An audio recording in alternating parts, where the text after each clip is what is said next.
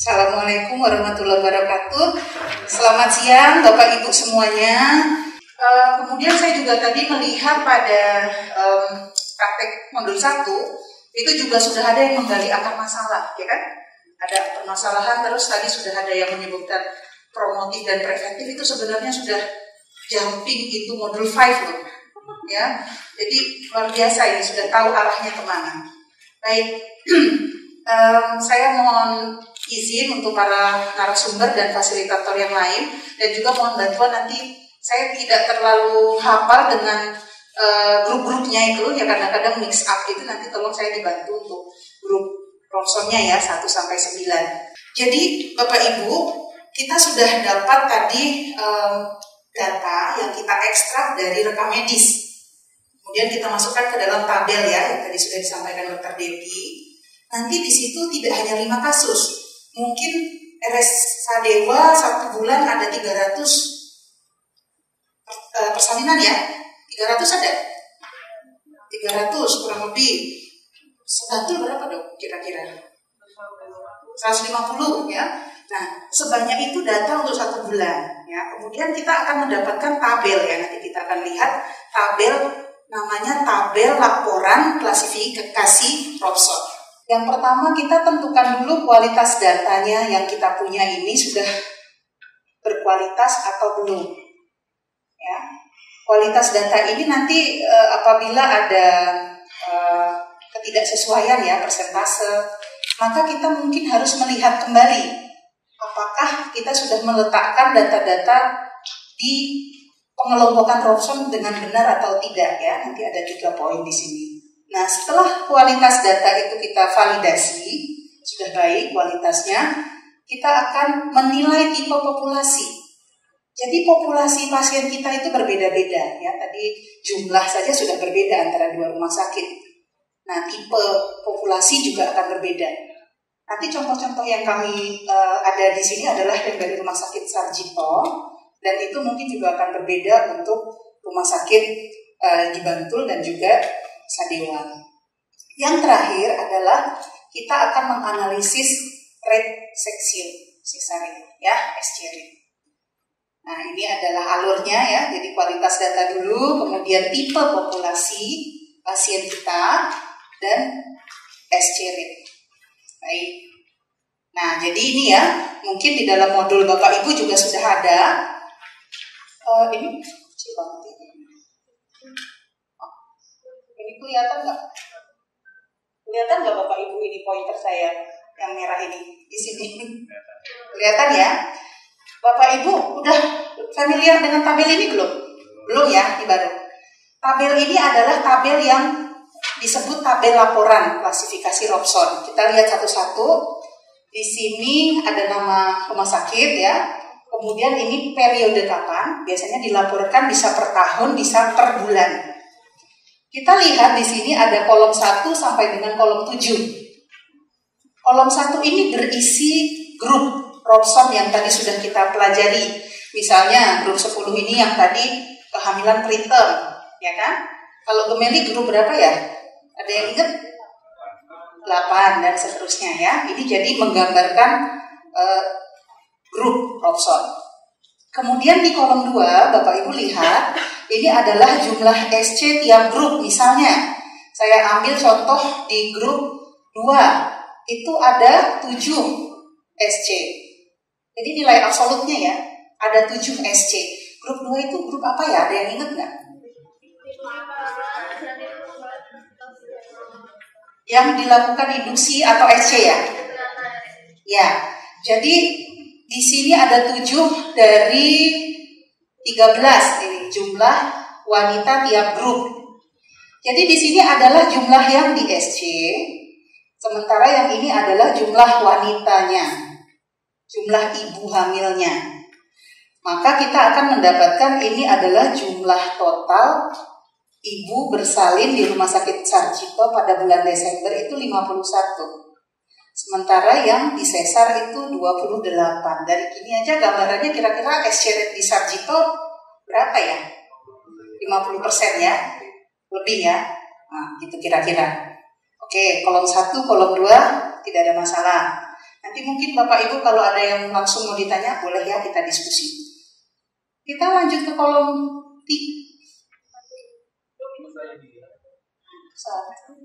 3 ya. Tadi 2, 3 saya bilang 1, 2 ya. Kemudian kita ke kolom 4. Nah, ini kita menghitung persentase. Persentase ini akan menggambarkan grup mana sih yang lebih paling banyak seksio rate-nya. Kalau lihat di sini, angka-angka ini, yang mana yang paling besar persentasenya, Bapak Ibu? Grup berapa? Grup 2? Oh iya, 25 ya. Grup 2 ini apa tadi? Multipara, nullipara, tanpa riwayat SC, yang dilakukan induksi atau SC terencana. Nah, ini kan menarik ya. Kenapa nullipara di SC? Ya kan? Di SC atau di induksi ya, dilakukan induksi. Nah, nanti kita akan ada interpretasinya ya. Jadi ini kira-kira 25% atau 1/4 dari populasi itu dilakukan SC. Maaf ya, saya salah kayaknya ini tadi. Kolom 4 itu adalah group size masing-masing. Jadi bukan yang dilakukan SC ya. Jadi misalnya tadi yang paling banyak di Rumah Sakit Sarjito itu adalah populasi grup 2, 25%. Ya. Nanti kalau kita mau melihat berapa tindakan SC persentasenya, itu kita lihat di grup yang 5. Maaf, kolom ya, kita sebut kolom. Jangan kita mix up dengan grup ya, seperti saya sering mix up. Lupa ya, ngomong grup nanti kita ingatnya kan yang grup Robson. Sementara kalau kolom ini kan ada interpretasi sendiri. Grup SC rate itu ada pada kolom 5. Ya, kalau dari sini kelihatan nggak grup yang paling besar angka persentase SC-nya? Ibu? Yang mana dok? Grup 5 ya, 100%. Tapi ini angkanya cuma 2. Ya. Nah, nanti ini kita bisa lihat, untuk membantu kita melihat ini, itu kita akan melihat kontribusi absolut pada SC rate dan kontribusi relatif. Ya, kita mungkin ke next slide dulu. Ya, nah jadi ingat-ingat lagi kita ya, tadi kan ada grup kolom 4, 5, 6, 7. Kalau yang kolom sebelumnya kan sudah jelas ya. Ada angka absolut, ada angka ibu bersalin, ya kolom 2, 3. Nah, 4 ini tadi sudah ya, jumlah ibu pada grup tertentu dibandingkan jumlah total ibu yang melahirkan, dibagi maksud saya ya, dikali 100, jadi persentase. Kemudian SC rate berarti SC, yang jumlah ibu yang di SC dibandingkan jumlah total ibu pada grup tersebut dalam persentase. Kemudian kontribusi absolut itu adalah jumlah SC pada grup tertentu dibagi jumlah total yang melahirkan baik spontan maupun SC. Ya. Sementara kalau relatif ini dia dibandingkan dengan ibu yang melahirkan secara SC saja. Oke, kita kembali ke yang tadi ya, Bapak Ibu. Nah, ini kita lihat. Jadi kalau kita di sini tadi kan ada yang 100% tadi ya. Tapi sebenarnya dia kontribusi relatif terhadap seluruh SC hanya 3,9. Ya, kalau kita melihat yang paling banyak tuh berarti dari sini. Nah, di 21% ini ada yang 25%. Karena ini ini paling banyak ibu bersalinnya ya, ibu bersalinnya. Nah, kira-kira begitu. Nanti kita akan latihan. Karena kalau latihan nanti bisa menemukan kesulitannya di mana, kemudian lebih memahami. Ya, ini hanya baru memasukkan data-datanya satu-satu pada kolom. Selanjutnya kita akan interpretasi. Ya, oke. Jadi tadi bisa diulang lagi nggak? Kita ada 3 step dalam menggunakan tabel pelaporan data. Saya mau ke kelompok 4. Bisa disebutkan? Step pertamanya apa? kualitas data. Kelompok 3, step keduanya apa? Setelah kualitas datanya oke, populasi tipenya. Kelompok 2, yang terakhir setelah kita tahu tipe populasi, barulah kita analisis SC rate. Wah, 100 ini ya, post testnya 100. Untuk kualitas data ada 3 langkah ya. Kita satu-satu. Yang pertama, ini Bapak Ibu bisa lihat ya, jumlah SC dan ibu bersalin di RS ini. Kita lihat di kolom 2 dan kolom 3 di sini ya. Angka ini yang kita lihat. Jadi step pertama pada menilai kualitas data adalah melihat total SC dan total wanita atau ibu pada tiap grup. Ini harus 100%. Kalau nggak 100% gimana? Kelompok 1 deh sekarang. Kalau nggak 100% gimana? Gimana dong? Ada data yang nggak dimasuk ya. Nah, ini kita mau cross check gitu loh. Oke? Mungkin ada yang salah di sini, totalnya benar tapi ininya salah. Mungkin di sininya 0 tapi di sini ada angkanya gitu ya. Kan bisa saja terjadi kesalahan memasukkan data ya.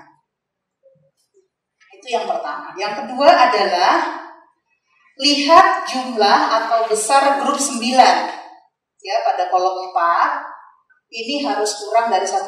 Grup 9 apa ya? Ingat-ingat lagi. Lintang. Pada kolom 4 ini group size, jadi persentase wanita hamil, ibu hamil yang letak lintang itu harusnya kurang dari 1%. Itu dari konvensi ya, dari internasional, bahwa proporsinya itu mungkin tidak banyak, hanya kurang dari 1%. Di Sarjito berapa? 7%, tinggi ya. Nah, tapi ya nggak apa-apa, mungkin saja populasi kita berbeda, bisa. Nah, itu nanti kita memasukkan dulu data-data, kemudian kita akan menganalisis satu-satu. Ya, kalau misalnya kita ragu-ragu, benar nggak ya tadi? Jangan-jangan ada yang presbo kita masukkan ke lintang, misalnya gitu. Kita bisa cross-check ulang kemana kalau mau cross-check? Kemana cross-checknya? Ayo. Ke rekam medis mungkin? Ya, kalau tugas rekam medis atau ke DPJP atau ke enumerator yang memasukkan data juga bisa. Kita cek lagi, kita lihat lagi. Biasanya pada resume medis kita lihat, oh ternyata ini presbo bukan lintang misalnya gitu. Ya. Tapi ini sudah kita cross check ya, sudah berkali-kali ya, tetap 7% ya. Berarti nggak ada kesalahan. Ini yang kedua ya Bapak Ibu. Yang terakhir untuk kualitas data itu lihat nilai SC dari grup 9, masih grup letak lintang, harus 100% di SC. Ini ya, ini 100%. Karena kan tidak mungkin lahir vaginal. Oke, pada kasus kita 100%. Ya. Jika ibu melahirkan vaginal dengan versi internal, itu harus diklasifikasikan sebagai sefalik atau breech. Ya.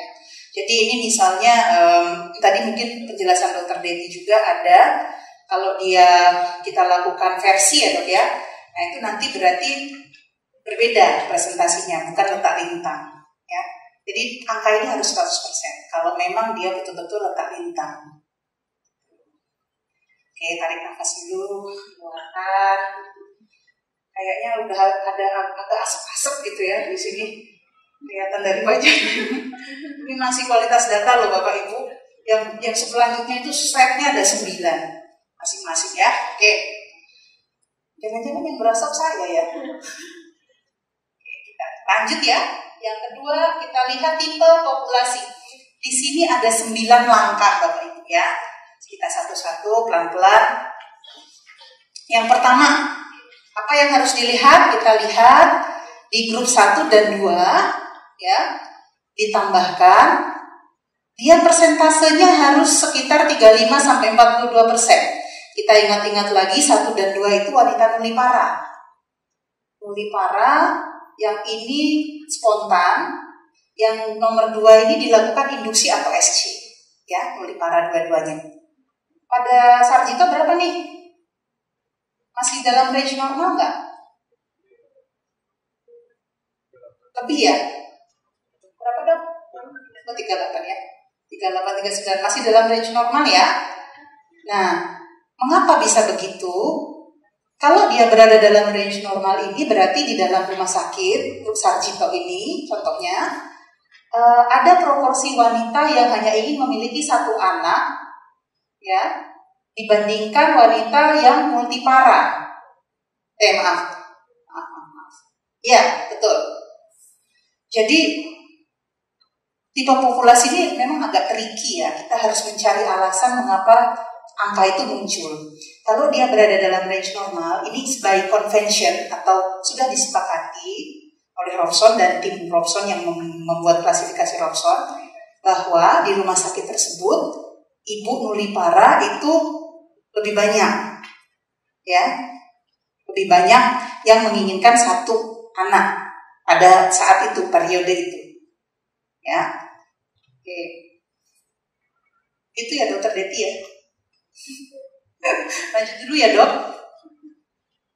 Oke, yang kedua, tadi kita lihat grup 1 dan 2 ya Bapak Ibu. Sekarang 3 dan 4 ini kelompok apa ini?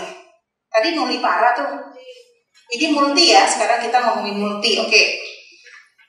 Kita lihat, kita jumlahkan persentase kelompok 3 dan 4. Dan kita harus mendapatkan sekitar 30% proporsi wanita yang dengan multipara tadi. Oke. Kalau kita mendapatkan proporsi yang 30% ini, maka di rumah sakit tersebut wanita yang hanya ingin satu anak lebih banyak daripada lebih dari satu anak, yang menginginkan lebih dari satu anak, ya, maka dia akan lebih besar dari 30%. Ya, intinya tuh sebenarnya kalau dia lebih banyak dari 30% nilai maksimalnya ini, bukan nilai maksimal sih, nilai rata-ratanya, maka multiparanya akan lebih banyak kan, berarti gambarannya itu populasi wanita multipara itu lebih banyak. Kalau di kita berapa ini? Lebih sedikit ya malah. Karena tadi nuliparanya lebih banyak ya. Nuliparanya sebenarnya nggak lebih banyak, tapi normal. Nah, nanti mungkin kita akan lihat populasi yang lain. Jangan-jangan di Sarjito ini banyak preterumnya. Ini kan aterum kan? Multipara aterum kan? Ya enggak? Bingung. Lupa apa bingung? Ya. Oke, kita lanjut dulu nih, baru step 2. Kemudian kita step ketiga, kita lihat di grup 5. Grup 5 itu apa?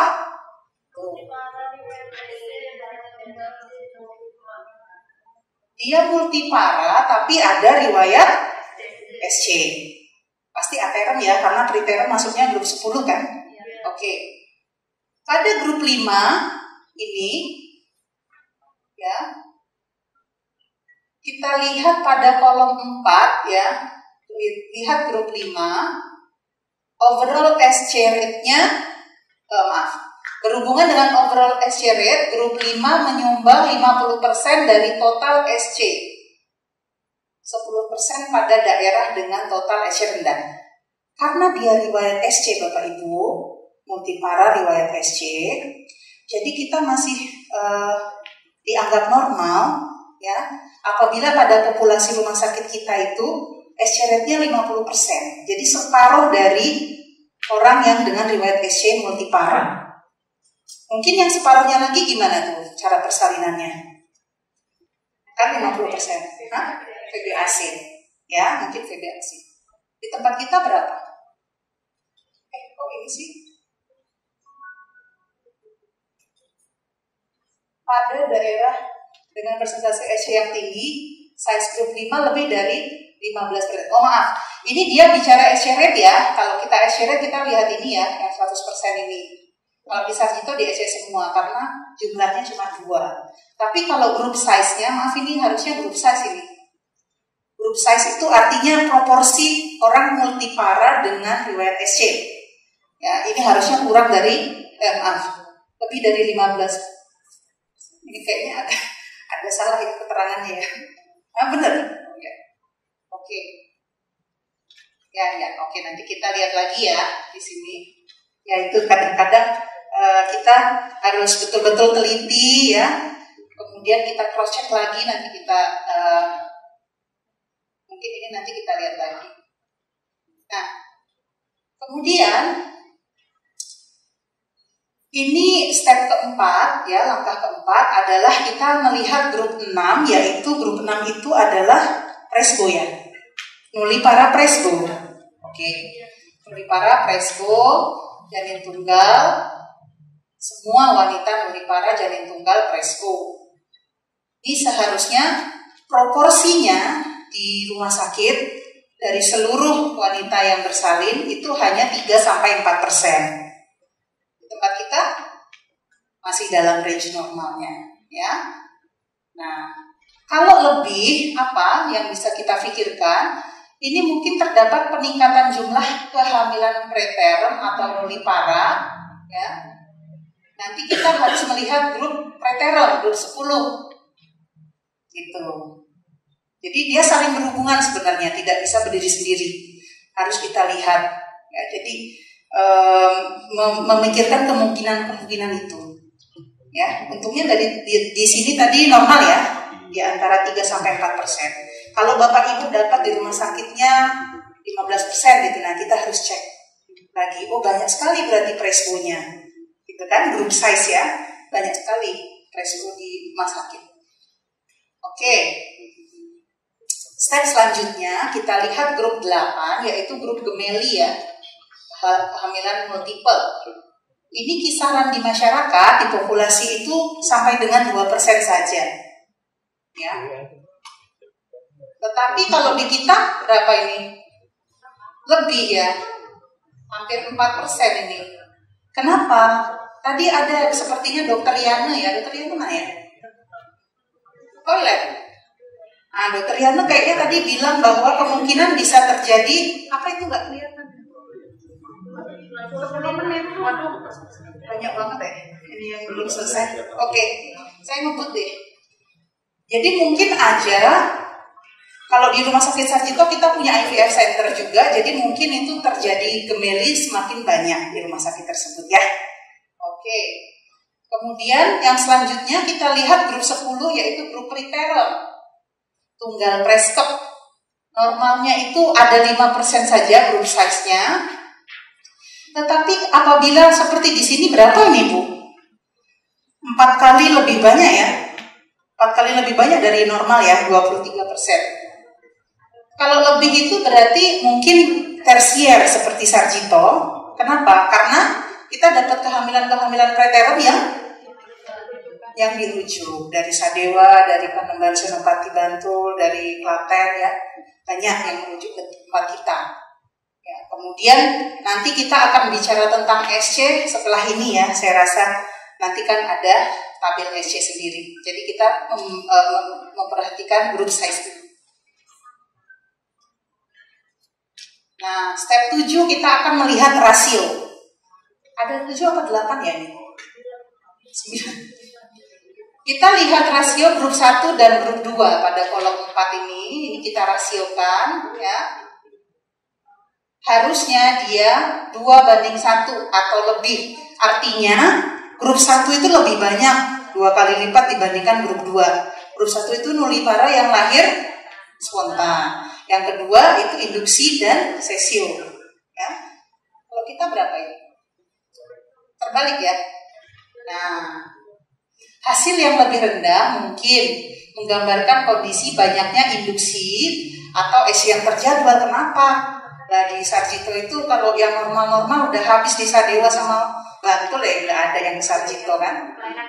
Ada kelainan, komorbid ya, mungkin preterm tadi, tapi ini aterm dia enggak. Mungkin komorbid kayak PEB, ada krisis hipertensi tadi ya dok ya, krisis hipertensi, PEB, koalbuminemia dan sebagainya. Yaitu mungkin salah satu hipotesis. Selanjutnya yang nomor 8, kita akan melihat rasio. Sebenarnya sama ya, kita merasiokan antara yang nulipara dengan yang multipara tadi. Ini multipara, yang tadi nulipara. Sama saja, hilang. Sepeda. Ini door prize nih. Oh iya, udah muncul lagi. Sama ya dok? Ini 2:1 juga. Tapi ini lebih banyak yang dilakukan tindakan.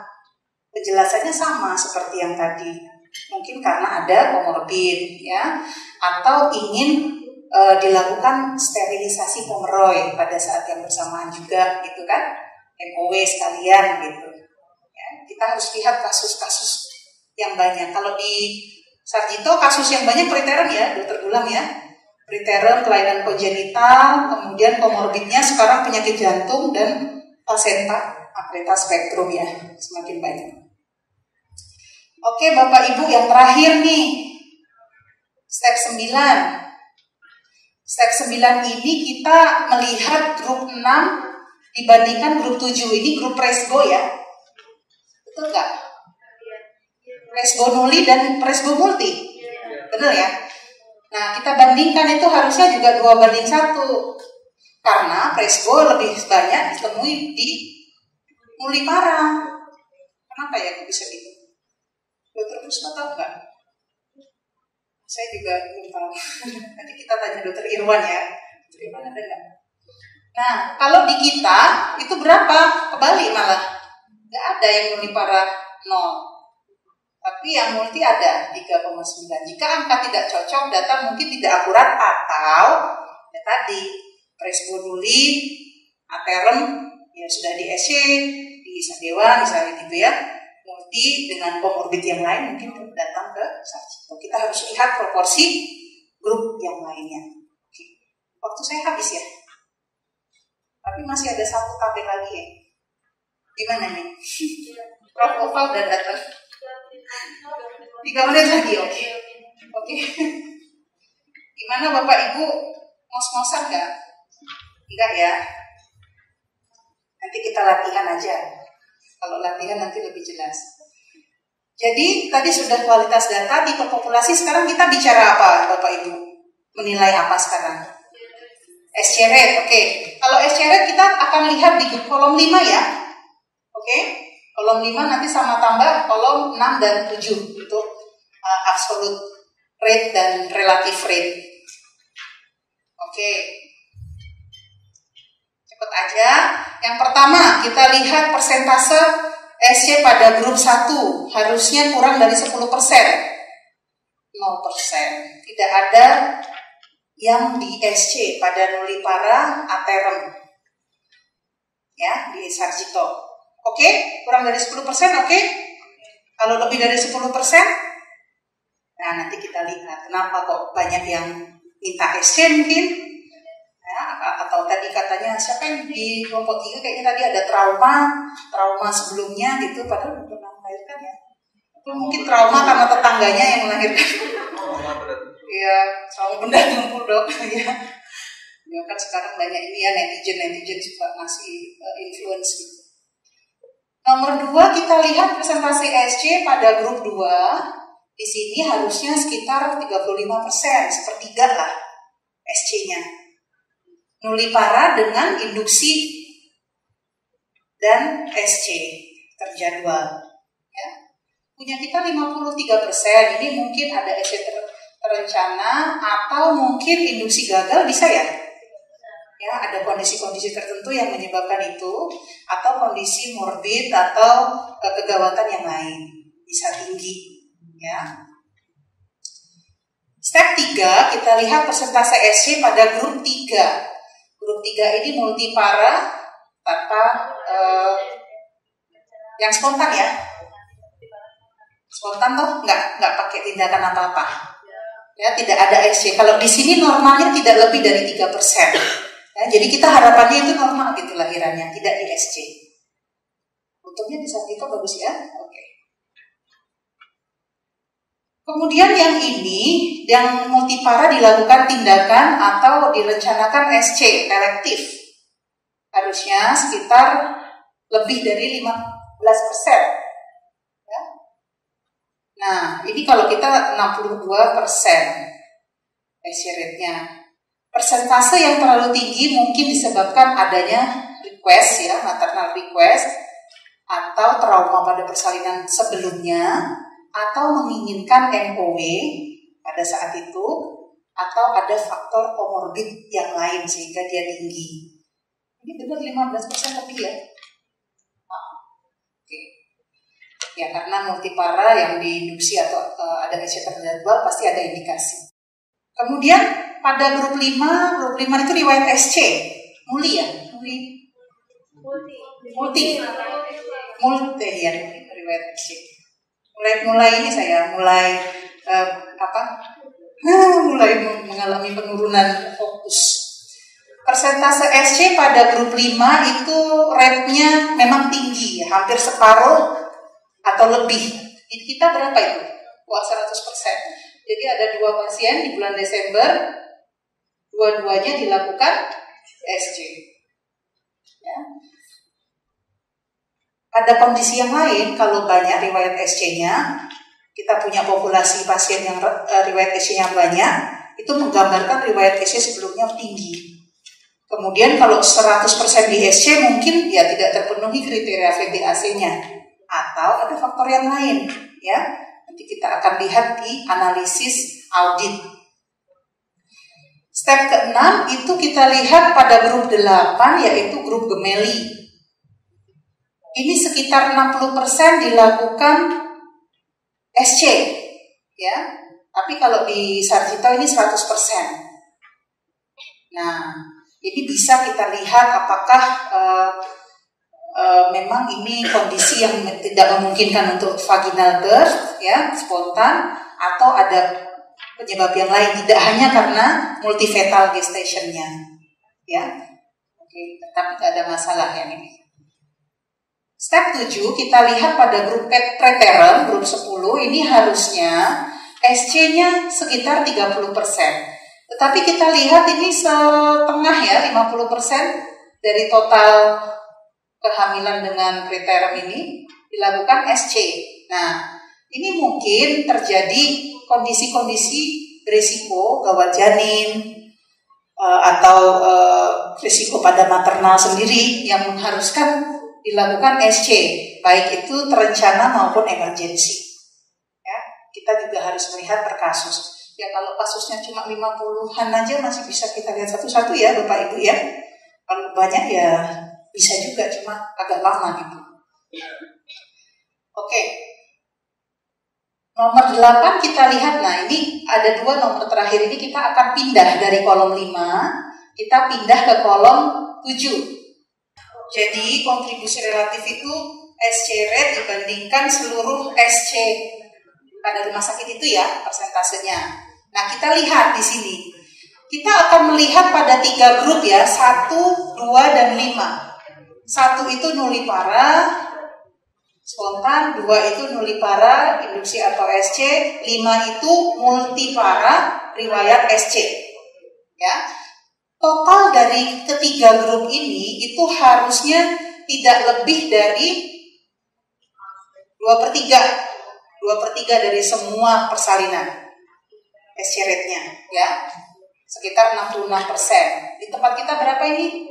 Nggak nyampe ya, sedikit ya berarti. Nah,